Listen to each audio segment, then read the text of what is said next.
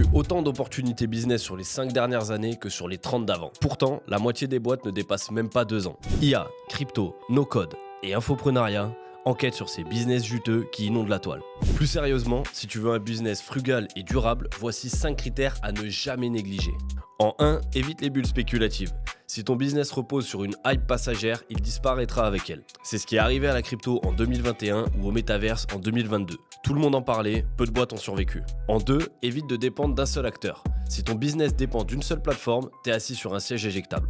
Par exemple, une boîte qui fait uniquement de l'acquisition sur LinkedIn, le jour où la plateforme change ses règles ou bride son reach, elle est morte. Donc privilégie les modèles indépendants ou diversifie tes canaux. Le 3e point, c'est de privilégier les besoins durables.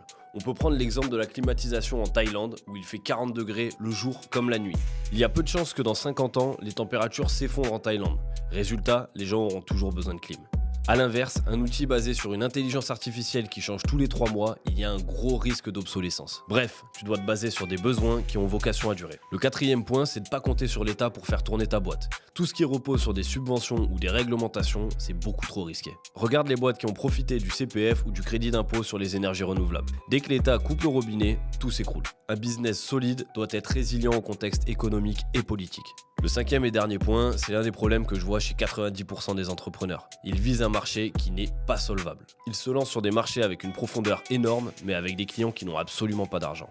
Par exemple, une application pour les étudiants. Il y a des millions de prospects, mais un panier moyen qui est ridicule et un marché complètement insolvable. Le volume ne fait pas tout. Regarde d'abord qui est capable de payer.